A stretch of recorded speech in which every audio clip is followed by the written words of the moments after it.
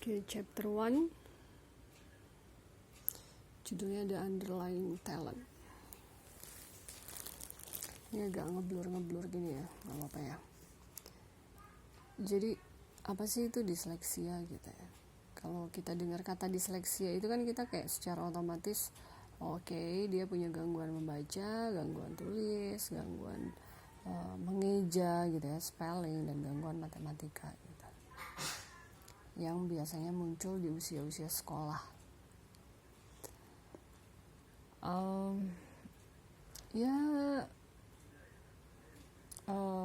Begitu pula yang saya pahami sebelumnya bahwa disleksia itu akan menjadi label gitu ya, akan menjadi label yang disandang oleh anak saya ketika dia memasuki usia sekolah.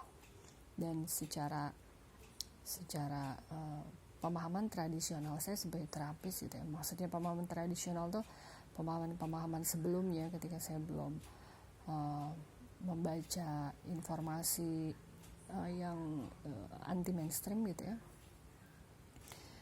bahwa anak seperti anak saya mungkin baru akan aware dengan spasial, baru akan aware dengan bunyi-bunyi yang mengarah ke kemampuan membaca, baru akan interest ke arah sana itu di usia-usia 8 atau 9 tahun. Dan itulah yang terjadi saat ini gitu ya. Jadi ketika usianya masih usia 5-7 tahun, karena dia punya gap perkembangan, ya udah saya ngikutin yang gapnya itu. Saya tidak melakukan apapun terkait dengan keterampilan membacanya di usia 7 tahun sebetulnya gitu. Saya hanya terus di keterampilan atau kemampuannya yang lain. Jadi justru pada saat usia 9 tahun ini saya mulai harus aware lagi tentang keterampilan membacanya, karena secara pemahaman tradisional saya gitu ya, anak saya bakalan baru mau aware soal bunyi-bunyi yang kaitannya dengan bentuk spasial alfabet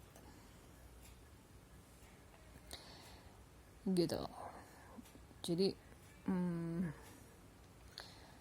disleksia mungkin lebih dikenal sebagai learning disability ya, walaupun ada banyak paradigma atau ada mulai banyak orang-orang yang mengaspirasikan bahwa learning disability khususnya ADD atau ADHD itu bukan learning disability, tetapi memang cara mereka berpikir yang berbeda dari anak yang tidak mengalami ADD atau ADHD gitu. Di halaman pertama ini, halaman ketiga sih ya, Davis diwawancara dalam sebuah acara televisi gitu. Dia ditanya tentang sisi positif dari disleksia gitu. Terus Davis menjawab dengan kira-kira deselusin lah orang-orang terkenal yang memang disleksia gitu. Terus si hostnya ini berkomentar gitu, wah luar biasa ya orang-orang tersebut gitu, bisa menjadi seorang jenius meskipun mereka memiliki disleksia gitu. Sedangkan di paragraf berikutnya Davis mau menjelaskan atau mau menekankan bahwa host tersebut kehilangan poin utamanya gitu. Mereka jenius meskipun mereka disleksia. Bukan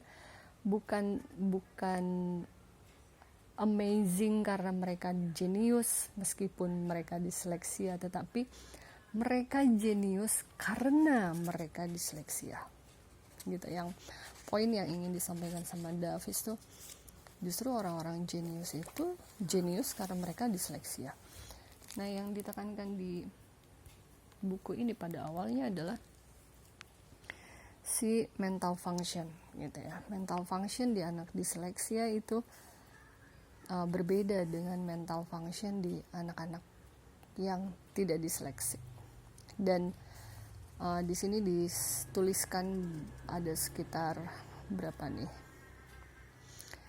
6, ada sekitar 24 orang-orang terkenal yang juga seorang disleksik gitu. Davis menuliskan ini bukan berarti setiap disleksia itu jenius gitu, bukan, tapi dia ingin menyampaikan ke anak-anak yang diseleksi, kepada para disleksik gitu ya, bahwa cara mereka berpikir itu sama seperti cara orang-orang jenius itu berpikir gitu. Jadi mental functionnya mereka yang disleksik itu juga memproduksi gitu ya, atau dimiliki oleh orang-orang jenius ini gitu. Dan cara orang-orang jenius berpikir ini juga menghasilkan cara berpikir yang distorsi yang juga dialami sama anak-anak disleksik gitu. Jadi tujuannya ya supaya self esteem di anak-anak disleksi tetap baik gitu, bahwa ketika dia mengalami distorsi dalam proses berpikirnya sehingga dia mengalami kesulitan dalam membaca dan lain-lain, itu pun dialami oleh jenius-jenius itu gitu. Dan jenius-jenius itu menghasilkan karyanya justru karena fungsi mental mereka yang terdistorsi itu. Nah, terus berikutnya di buku ini akan dibahas soal apa itu mental function yang dimaksud dengan persepsi yang terdistorsi.